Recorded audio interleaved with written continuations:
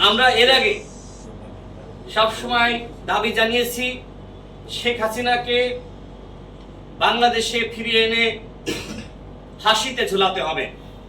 শুধুমাত্র শেখ হাসিনা না, শেখ হাসিনা যারা সাঙ্গ পাঙ্গ ছিল, ওবায়দুল কাদের থেকে শুরু করে আসাদুজ্জামান খান কামাল, হাসান মাহমুদ, আওয়ামী লীগের প্রতিটি অপরাধী তাদেরকে অবশ্যই ভারত সহ পৃথিবীর বিভিন্ন দেশে যারা আশ্রয় প্রশ্রয় নিয়েছে তাদেরকে ফিরিয়ে আনতে হবে এবং এই জন্য সরকারের কূটনৈতিক তৎপরতা বৃদ্ধি করতে হবে।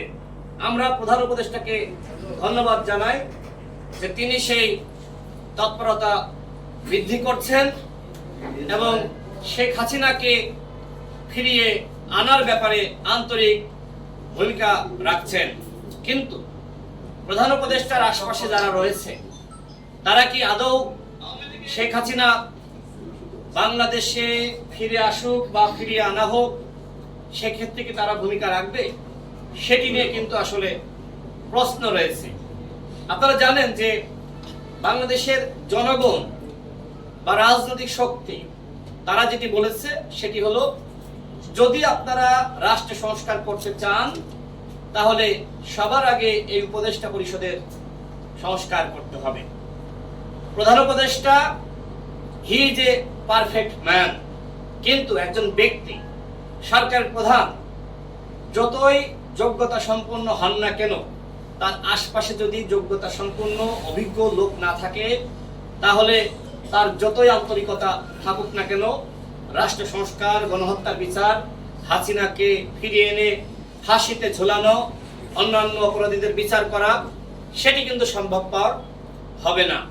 আমরা প্রধান উপদেষ্টার ভূমিকা নিয়ে কোনো প্রশ্ন তুলতে চাচ্ছি না, কিন্তু এই যে উপদেষ্টা পরিষদে আওয়ামী লীগের দোসররা রয়েছে তাদের নিয়ে আমাদের প্রশ্ন রয়েছে, দেশের জনগণের প্রশ্ন রয়েছে।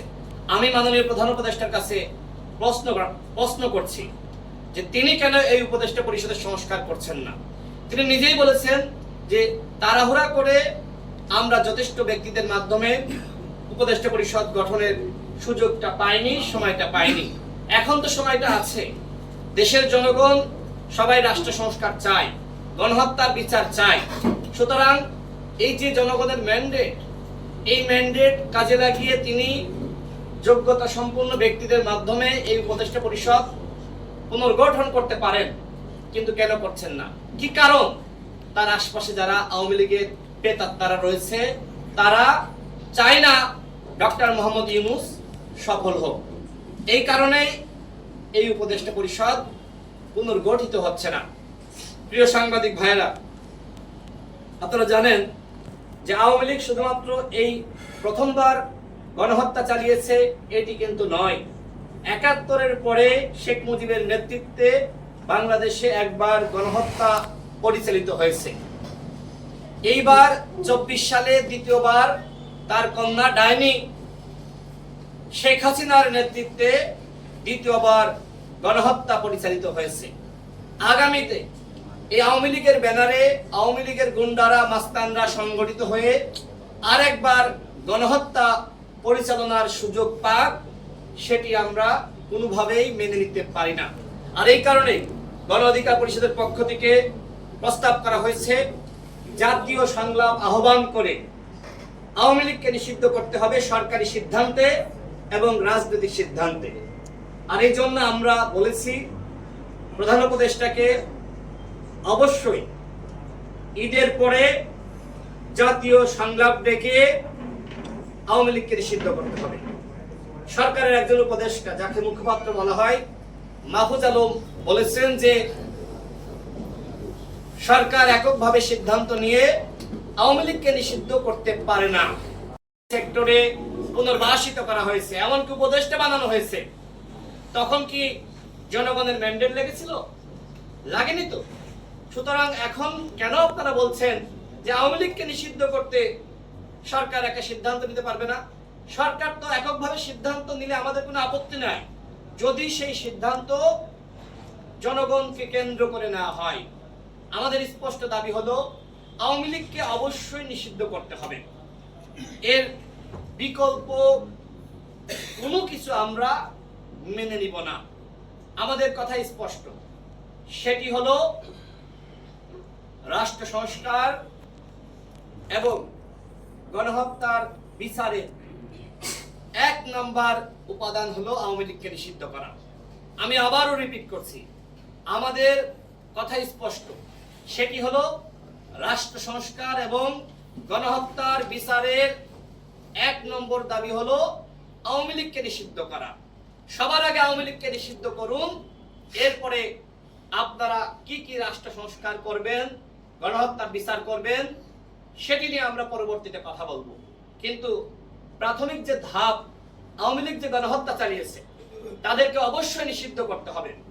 তাদেরকে যদি নিষিদ্ধ না করে অন্যান্য রাষ্ট্র সংস্কার, গণহত্যার বিচারের আলাপটা আপনারা সামনে আনেন, তাহলে আমরা মনে করব যে আপনারা মূলত আওয়ামী লীগকে পুনর্বাসন করতেছেন। আপনারা দেখেছেন ইতিমধ্যে প্রধান উপদেষ্টা বলেছেন বিবিসি সাক্ষাৎকারে যে আওয়ামী লীগ নির্বাচনে অংশগ্রহণ করবে কি করবে না সেটি তাদের দলীয় সিদ্ধান্ত। আমি এদেশের জনগণের কাছে প্রশ্ন রাখতেছি, সেটি হলো একটি গণহত্যাকারী দল, তারা ঠিক এই অভ্যুত্থানের পরপর যে ইলেকশন হবে সেই ইলেকশনে কি বিচারের আগে অংশ নিতে পারে? কোনোভাবে অংশ নিতে পারে না। দেশের জনগণ সেটি মেনে নেবে না। হ্যাঁ, আমরা একটি ইনক্লুসিভ নির্বাচন চাই, কিন্তু সেই অন্তর্ভুক্তিমূলক নির্বাচন মানে কি আওয়ামী লীগকে সাথে নিয়ে নির্বাচন? কোনোভাবেই না। আমরা মনে করি আগামী নির্বাচনে যারা ফ্যাসিবাদ বিরোধী শক্তি ছিল তারাই ইনক্লুসিভ শক্তি এবং তারাই একমাত্র নির্বাচনে অংশ নিতে পারবে। আগামী নির্বাচনে আওয়ামী লীগ কোনোভাবেই অংশগ্রহণ করতে পারবে না।